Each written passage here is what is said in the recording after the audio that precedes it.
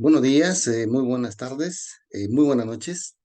Les damos una bienvenida cordial nuevamente a nuestro ministerio, la Iglesia en Casa, una iglesia a tu alcance. Y les damos también una bienvenida a nuestra transmisión de hoy, la cual es las pequeñas lecciones bíblicas de luz. Y en esta oportunidad estamos desarrollando una serie de 4 temas y hoy es el tema número 4, el cual es el Pentecostés del tiempo del fin. Habíamos visto el Pentecostés en el Sinaí, el Pentecostés en Jerusalén, el Pentecostés en Cesarea de Filipos y hoy veremos el último Pentecostés. Y los invito para que ustedes puedan abrir sus Biblias en el libro de Apocalipsis, capítulo 18. En este capítulo del libro de Apocalipsis nos habla acerca de los acontecimientos finales que ocurrirán en el mundo previo a la segunda venida de Cristo.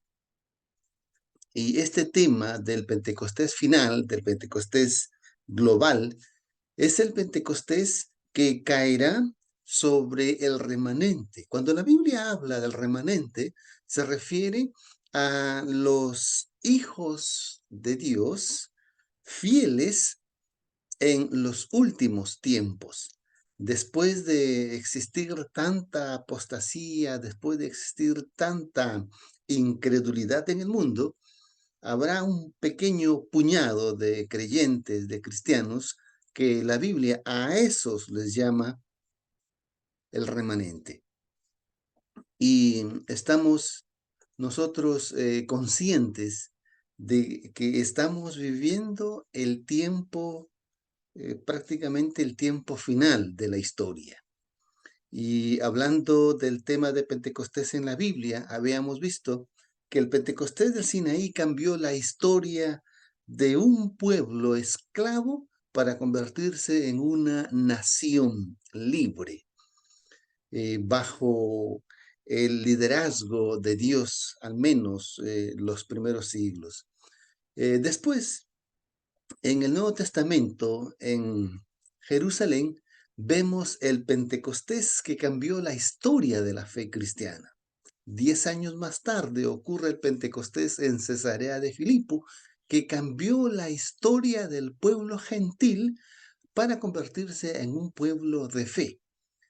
Y habíamos visto que este Pentecostés, el de Cesarea de Filipo, es el más importante que el Pentecostés de Jerusalén, puesto que este Pentecostés es el que llevó el Evangelio, el mensaje de salvación, a todo el mundo gentil, a todo el mundo que no era de linaje judío.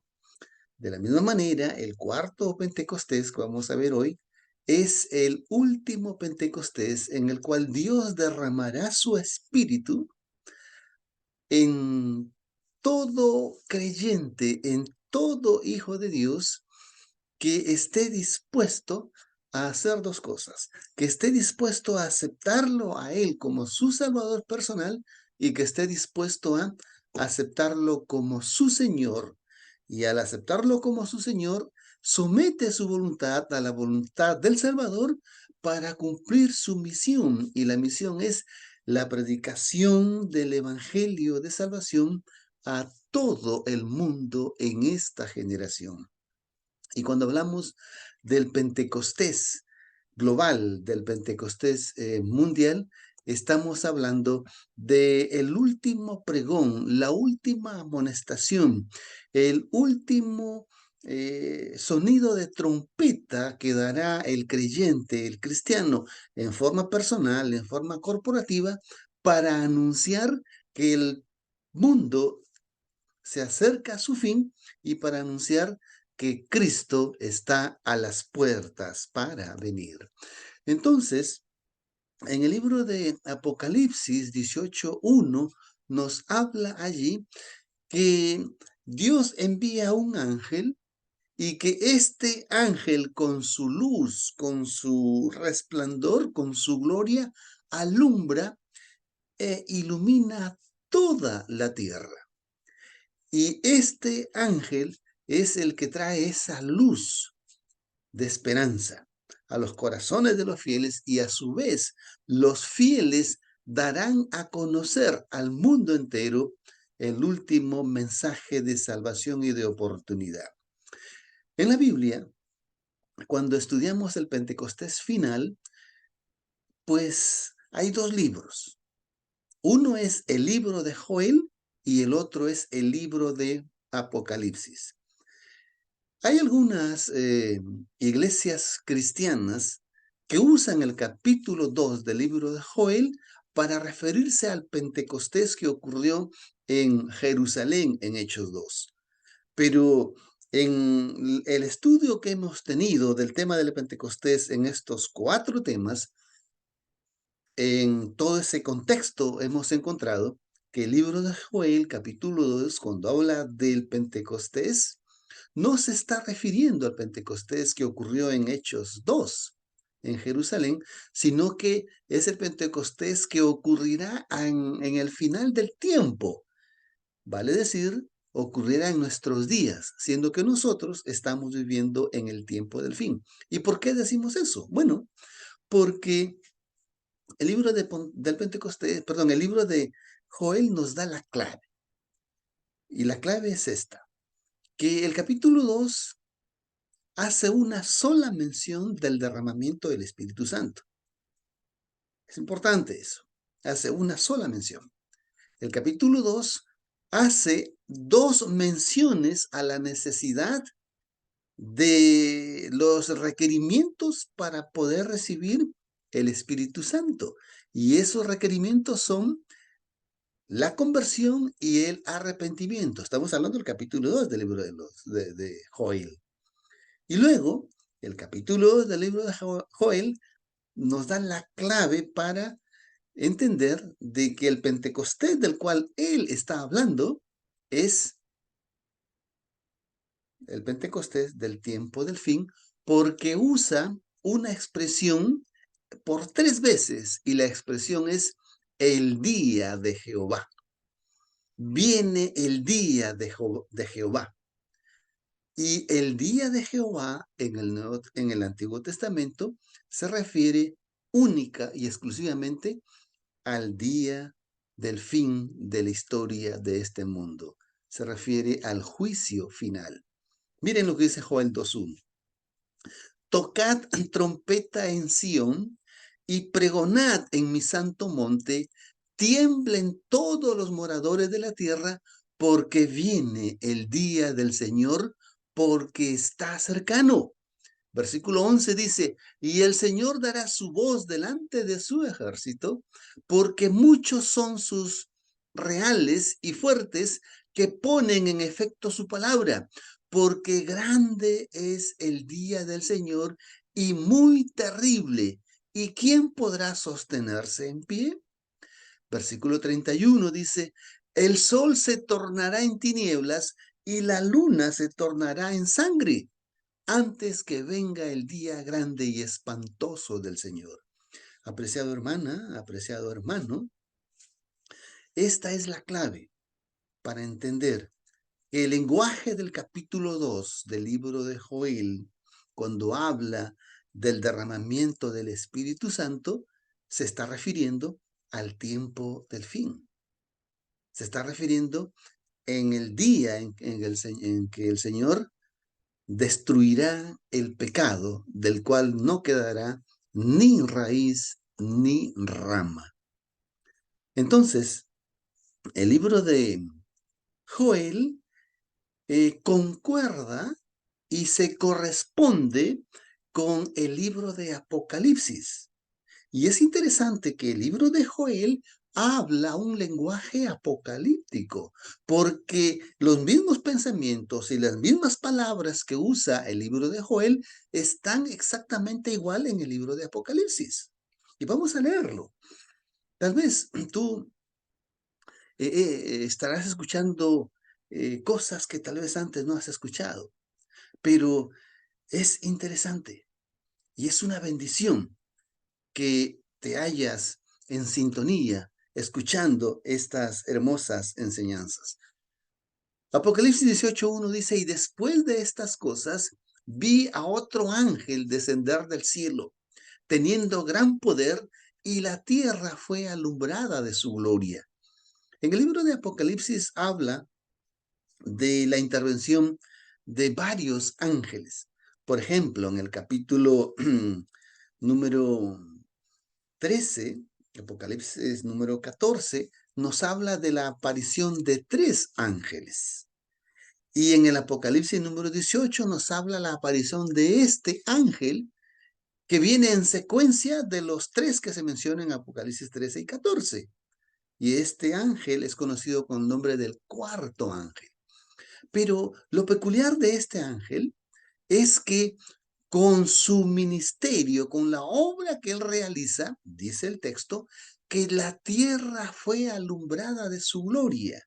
¿Y qué es lo que este ángel hace? ¿Qué es lo que este ángel eh, realiza? Ya lo dije en otras palabras. Es el derramamiento del Espíritu Santo para el tiempo del fin. Veamos este Pentecostés. Veamos esta comparación entre el libro de Joel y el libro de Apocalipsis. Joel 2:4 dice, su parecer como parecer de caballos. Apocalipsis 9:7 dice, y el parecer de la langosta era semejante a caballos parejados para la guerra. Joel 2:5 dice, como estruendo de carros saltarán sobre las cumbres de los montes. Apocalipsis 9:9 dice, y el estruendo de sus aguas como los ruidos de carros para la batalla. Joel 2:10 dice, delante de él temblará la tierra y se estremecerán los cielos.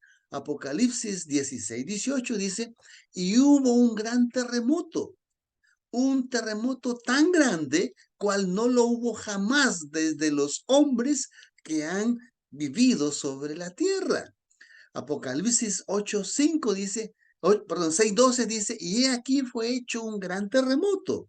8:5 dice, y fueron hechas voces y truendos y relámpagos y un terremoto.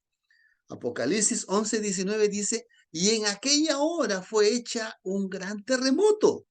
Apocalipsis 13:19 dice, y voces y truenos y un terremoto y grande granizo. Joel 2:11 dice, porque grande es el día del Señor y muy terrible, ¿y quién lo podrá soportar? Apocalipsis 16:17 dice, porque el gran día de su ira es venido, ¿y quién podrá estar en pie? Joel 2:12 dice, por eso pues ahora dice el Señor, convertíos a mí con todo vuestro corazón, con ayuno y lloro y llanto. Apocalipsis 18:4 dice, y oí otra voz del cielo que decía, salid de ella, pueblo mío, porque no seáis partícipes de sus pecados y que no recibáis sus plagas. Apocalipsis 2:28 dice, y será que después de esto derramaré mi espíritu sobre toda carne. Apocalipsis 18:1 dice, y la tierra fue alumbrada de su gloria. Está hablando del ángel que mencionábamos. Joel 2:31 dice, el sol se tornará en tinieblas y la luna en sangre antes que venga el día grande y espantoso del Señor. Apocalipsis 6:12 dice, y el sol fue hecho negro como cilicio de pelo, y la luna fue hecha como sangre. ¿Te das cuenta, hermano? ¿Te das cuenta, hermana? Que ambos libros hablan el mismo lenguaje, tanto en palabras como en pensamiento. Y ambos libros hablan del mismo tema refiriéndose al tiempo del fin. De manera que el capítulo 2 del libro de Joel no se puede aplicar para el capítulo 2 del libro de los Hechos, no. Allí está hablando del día del Señor Jehová. Y en la Biblia, vuelvo a repetir, cuando habla la expresión el día del Señor Jehová, se refiere al fin del mundo. Entonces, vemos aquí que el Pentecostés en el Sinaí cayó en una montaña. El Pentecostés en Jerusalén cayó en una casa fuera de un templo. El Pentecostés en Cesarea también cayó en una casa fuera del templo. Por lo tanto, el Pentecostés final caerá también no solo en una casa, sino que caerá en cada casa, en todas las casas de los hijos fieles al Señor, como lo fue Cornelio en Cesarea de Filipos, de Hechos 10. Entonces, si cae en cada casa y en toda casa de los fieles, pues será un derramamiento del Espíritu global, mundial, universal. Y ese es el Pentecostés para el cual nosotros tenemos que prepararnos, para el cual nosotros tenemos que estar listos para cuando eso ocurra. ¿Por qué? Porque al igual que en el Pentecostés de Jerusalén y en el Pentecostés de Cesarea de Filipos, Dios les dio la tarea de ser una luz para el mundo, de la misma manera, en el Pentecostés final, Dios le dará la tarea a esos fieles llamados remanentes para que lleven la última palabra de esperanza, la última palabra de luz, la última palabra de salvación a todo el mundo en esta generación.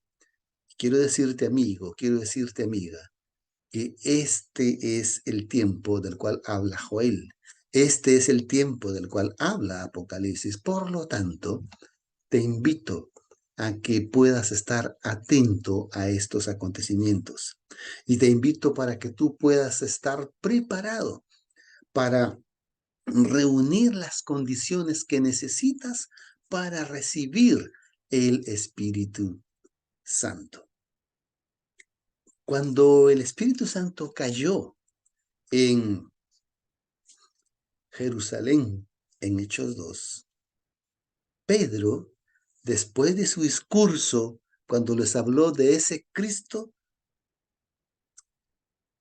encarnado, ese Cristo que vivió una vida perfecta, ese Cristo que murió la muerte eterna para darnos salvación, ese Cristo que resucitó venciendo la muerte eterna, ese Cristo que ascendió a los cielos y fue entronizado para interceder por nosotros en el santuario celestial como sumo sacerdote.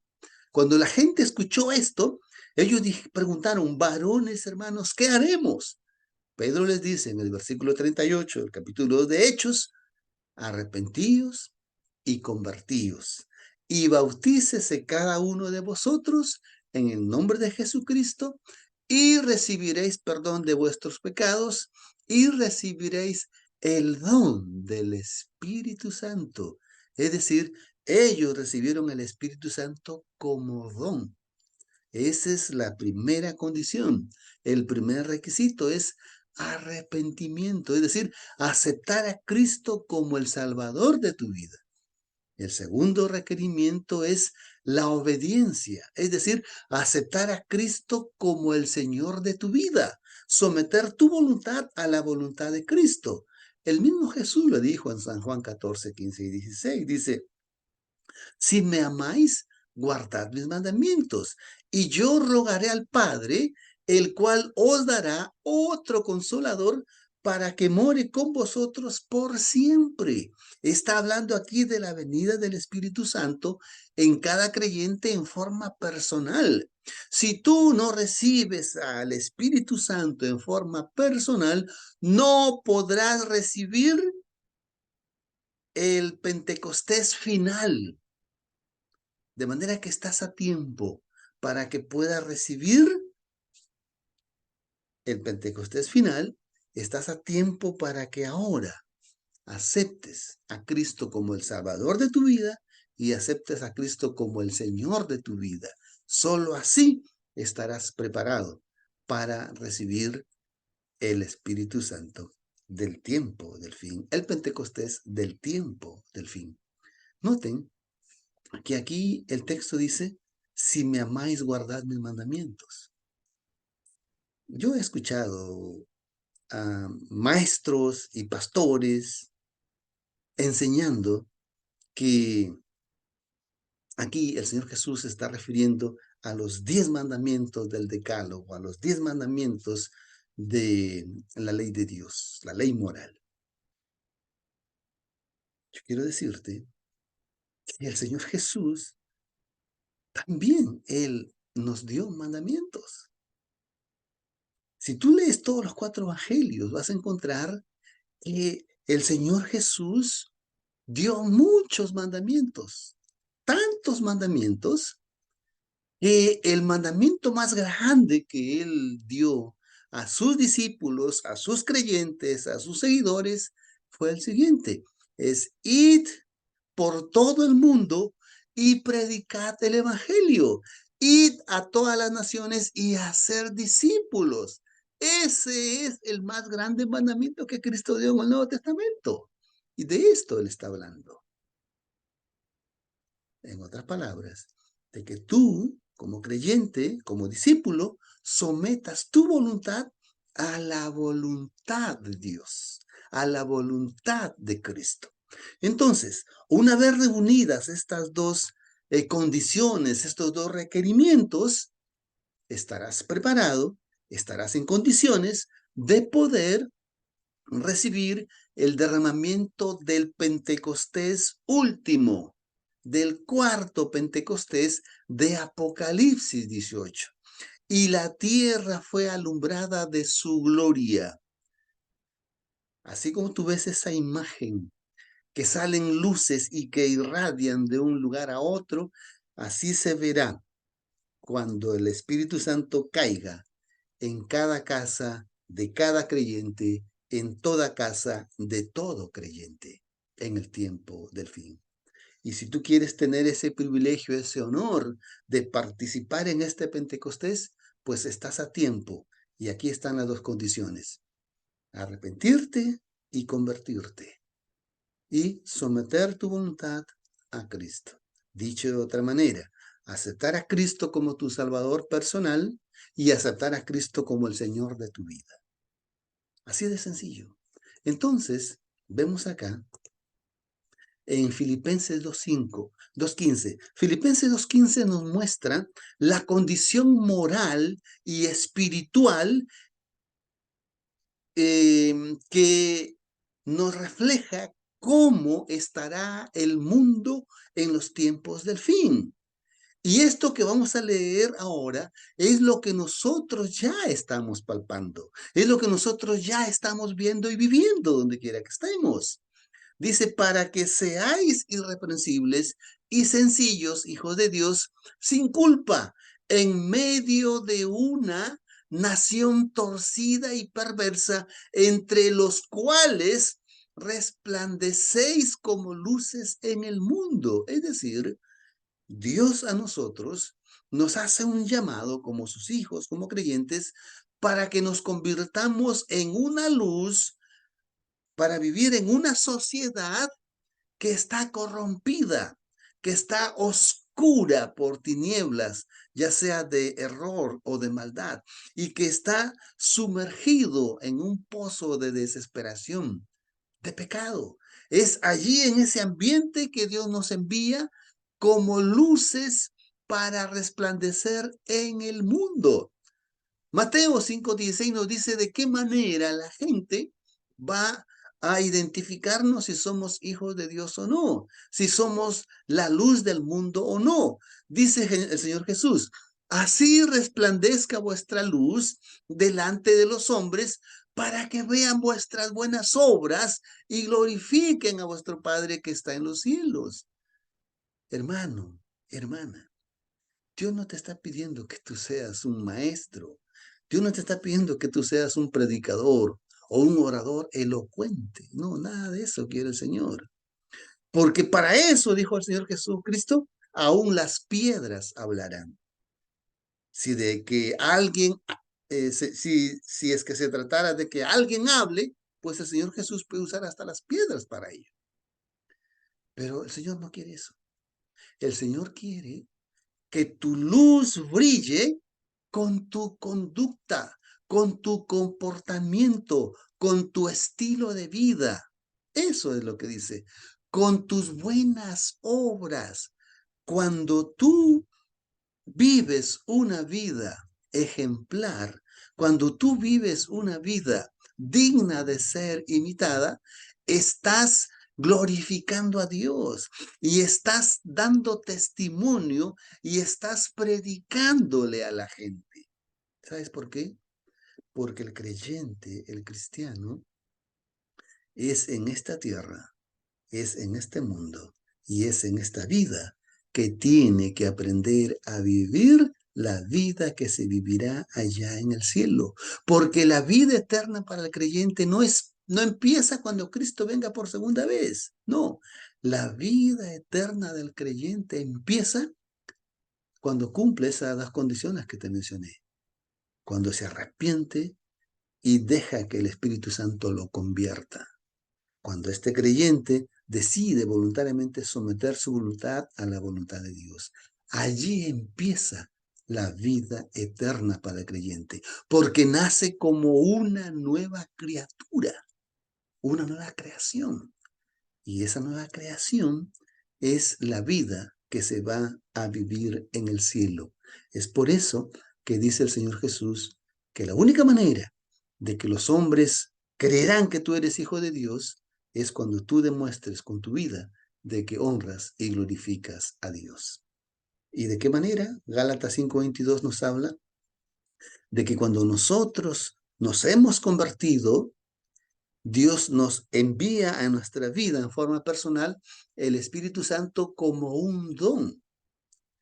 Y este Espíritu Santo, pues, va a producir en nosotros los frutos del Espíritu.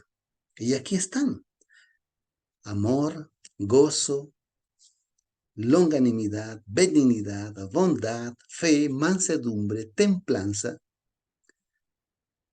Contra tales cosas no hay ley.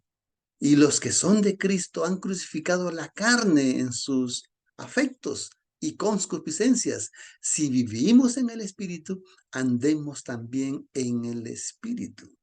Es decir, nuestra conducta, nuestra buena manera de vivir va a demostrar que estamos viviendo siendo guiados por el Espíritu Santo. De no ser así, entonces estamos siendo guiados por el espíritu de demonios de Satanás y viviendo una vida carnal y pecaminosa. Entonces, los frutos del Espíritu Santo muestran tres cosas: el amor, el gozo y la paz muestran una vida ascendiente, de ascenso, de crecimiento hacia arriba, donde eso es la conexión entre mi relación personal con Dios y con Cristo. La paciencia, la benignidad y la bondad muestra nuestra relación externa, de mi relación con mi prójimo, con las otras personas que a diario me rodean. Y la fe y la mansedumbre y la templanza muestran estas cualidades que reflejan mi vida interior, mi transformación interior. Y todo esto redunda en la edificación del carácter. Entonces, cuando llega el Espíritu Santo a nuestra vida, ocurre dos cosas: tenemos dones y también tenemos los frutos del Espíritu. Entonces, los dones son para la edificación de la iglesia, para el ministerio de la iglesia en forma corporativa, mientras que los frutos son para la madurez personal e individual. Segundo, los dones, ningún creyente los tiene todos. Hay algunos que tienen uno o dos o tres, pero Esto Dios lo da a cada cual según el plan que Él tiene para usarlo en la edificación de la iglesia. De manera que usted no pretenda tener todos los dones o muchos dones. Basta con identificar el don que usted tiene y eso usted úselo o déjese usted usar para la gloria del Señor y para la edificación de la iglesia. En cambio, los frutos sí. Los frutos cada creyente los debe tener todos. ¿Cuáles son esos frutos? Gozo, paz, paciencia, benignidad, bondad, fe, mansedumbre, templanza. Esos son los frutos que todo creyente debe tenerlo. Los dones son para empoderar a la iglesia, para edificar la iglesia, para construir espiritualmente la iglesia. En cambio, los frutos es para la edificación personal del carácter de cada creyente, de cada cristiano. Cuando un creyente, hombre o mujer, recibe esto en su vida, entonces va a poder demostrarlo en su vida personal. Además de eso, cuando nosotros somos dotados, somos capacitados, somos empoderados por el Espíritu Santo, entonces estaremos en condiciones de poder hacer frente a la guerra espiritual de las tinieblas espirituales, como lo dice Marcos 16, dice, y estas señales seguirán a los que creyeren en mi nombre, echarán fuera demonios y hablarán nuevas lenguas. Hermano, hermana, ¿conoces tú alguna iglesia que tiene el ministerio de sanidad espiritual? ¿Que tiene el ministerio de liberación de demonios de las personas? Pues si no los tiene, pues es una señal de que no es la iglesia de los tiempos del fin, que no es la iglesia que Cristo ha preparado para este tiempo. Pero aquí lo dice claramente el Señor Jesús. Estas son las señales que seguirán a los que creyeren en mi nombre. Dios nos llama a nosotros para empoderarnos, para capacitarnos y de esa manera Él puede usarnos como instrumentos, para echar fuera demonios. Y para eso Él nos otorga la armadura espiritual, el casco, la espada, el escudo, la coraza, los zapatos. Y esta armadura espiritual es para hacer guerra a las tinieblas espirituales del tiempo del fin. Y así como en el Sinaí, que fue el Pentecostés número 1, todo el pueblo se preparó para recibir la presencia de Dios en el monte de Sinaí. En el Pentecostés de Jerusalén, capítulo 2 de Hechos, esos 120 estaban unánimes juntos, todos en oración. En Hechos 10, en el Pentecostés de Cesarea, dice Hechos 10 que Cornelio era un hombre piadoso y que estaba en constante oración y ayuno ante los ojos de Dios. ¿Notan, hermanos? Entonces, también para la venida de este Pentecostés final, Dios quiere que tengamos un corazón sencillo, un espíritu humilde, nuestra voluntad sometida a la voluntad de Dios mediante la oración y ayuno. Apocalipsis 12:17 dice, y el dragón fue airado contra la mujer y se fue a hacer guerra contra los otros de la simiente de ella, los cuales guardan los mandamientos de Dios y tienen el testimonio de Jesús. Hermanos, hermanas, hemos sido llamados para una guerra espiritual. Y Satanás y todos sus demonios están enardecidos y han salido alrededor del mundo para hacer guerra a los creyentes, para hacer guerra a los hijos de Dios. ¿Por qué? Porque son gente que ha aceptado a Cristo como su Salvador personal y que está pregonando al mundo entero este mensaje, este testimonio de Jesús, y porque esta gente ha decidido someter su voluntad a Cristo y lo ha aceptado como el Señor de sus vidas. los ha rescatado Cristo de las tinieblas, donde estaban esclavos del príncipe de las tinieblas, que era Satanás. Pero ahora son siervos del Dios viviente. Son siervos y soldados de Cristo. Entonces, Joel 3:9 nos dice: pregonad esto entre las gentes, proclamad guerra, despertad a los valientes, lléguense, vengan todos los hombres de guerra. Eres llamado, eres llamada para enfrentar esta guerra espiritual, pero para ello necesitas ponerte la armadura de Dios, el casco de la salvación, la espada del Espíritu Santo, la coraza de la justicia, el escudo de la fe, el cinturón de la verdad, el calzado de la paz y la oración en todo tiempo. Esta es la guerra, la batalla que tenemos que hacer frente. Tal vez perdamos alguna batalla, pero al final ganaremos la guerra. El Señor te llama a ti porque Él te dice: y te daré por luz a las naciones. Dios te ha puesto a ti como luz a las naciones. Y miren lo que el Señor Jesús opinó de Juan el Bautista. Pueden leerlo ustedes en Hechos 5. Es muy lindo todo ese capítulo. Ustedes no saben cuánto yo anhelo que el Señor Jesús pueda tener esta opinión de mí. Miren lo que dice, hablando de Juan el Bautista: él era una antorcha que ardía y alumbraba, y vosotros quisisteis regocijaros por un poco en su luz. Miren, la vida de testimonio que Juan el Bautista llevaba y vivía era una vida de luz.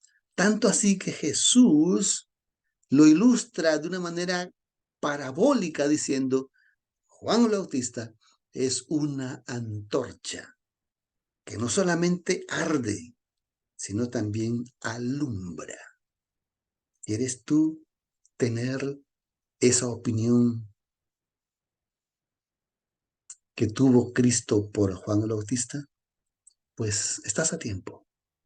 Esta es la oportunidad para que puedas acercarte a Dios. Y aquí están nuestras vías de contacto. El Señor ha querido, a través de esta pequeña serie denominada El Pentecostés en la Biblia, ha querido motivarte para que tú le des importancia a tu vida y para que tú le des importancia al tiempo en que estás viviendo, siendo que quiere usarte para un propósito muy especial, para que tú puedas convertirte en un instrumento de luz. Es por eso el nombre de esta transmisión: Pequeñas Lecciones Bíblicas de Luz. Damos por terminada esta serie y para la próxima oportunidad empezaremos otra nueva serie. Antes de despedirnos, queremos invitarte que tú compartas este video, que te suscribas a nuestro canal en YouTube, Iglesia a tu Alcance TV, que te unas a nuestro grupo en Facebook, La Iglesia en Casa, una iglesia a tu alcance, y que puedas invitar y motivar a tus amistades para que también hagan lo mismo. Dale un like, deja tus comentarios y comparte. Que Dios te bendiga y que te use como un instrumento de luz en el ambiente donde te ha tocado vivir. Bendiciones.